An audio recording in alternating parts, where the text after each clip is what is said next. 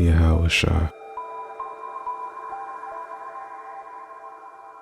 I overheard some brothers talking about how the New Testament isn't real, how Yahawashi didn't really exist, and worshiping him is idolatry. Let he who has an ear to hear do so. The power of the Most High is evident. There is no other God who created the universe. There is no other God who created the rain, established the grain of the fields. There is no other God of the yield, none that can heal, none that can protect, no one that can resurrect without him, and that's the point. Yahawashi never glorified in himself, but always in his Father in heaven.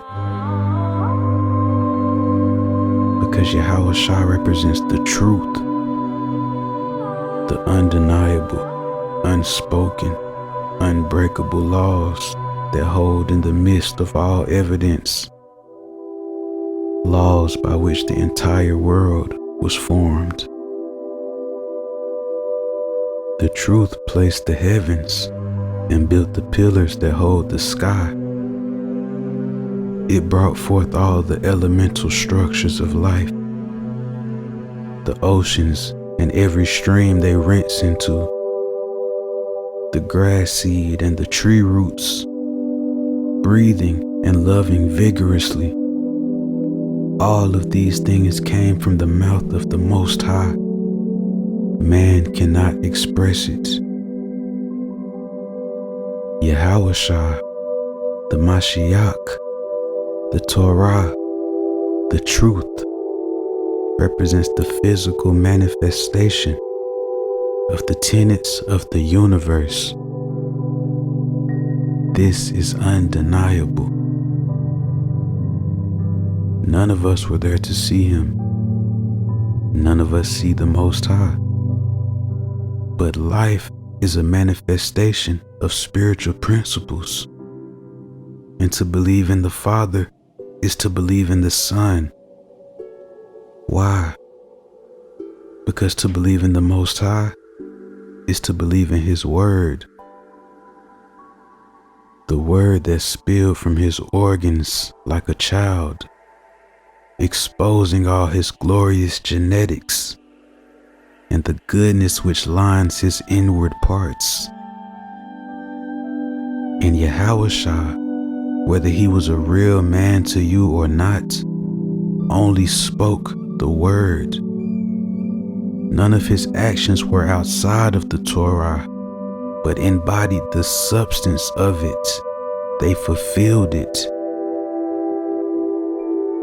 Why is the New Testament real? Because if you know the old one, the next logical step is to accept the new covenant with the Most High. It embodies everything of the previous covenant, just like an upgrade embodies all of its predecessors. Like a seed is of its own kind. It is the old path spoken about in Jeremiah 6. The New Testament was the reason behind the laws given on Sinai. It changes nothing but semantics. You are still saved by the Word, whether by imitating Yahawashi or by upholding the Torah. Those things are synonymous in spirit. Let the nuanced mind understand. If you truly love the Most High's Word, then you love Yahawashi. Arguing over His existence is vanity. Which is the great command in the Torah? To love the Most High with all your heart and all your being and all your mind. To love Him is to trust Him. To trust Him is to study His commands. And once you understand His commands, you automatically accept everything Yahawashi did and said, because it was always based in Torah.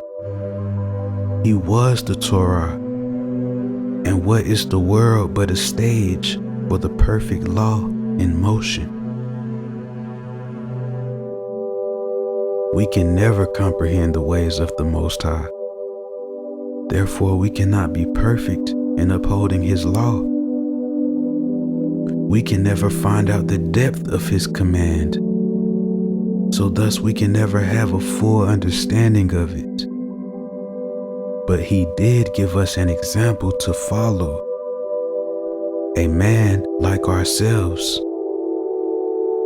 And what better man than the incarnation of His Word, the only thing we should be following anyway, the only thing that can lead from death. This is not idolatry. Idolatry is vain and accomplishes nothing. But following the Most High brings fruits in all walks of life. Man worship is about an idol, but the word of the Most High always leads us to the idol.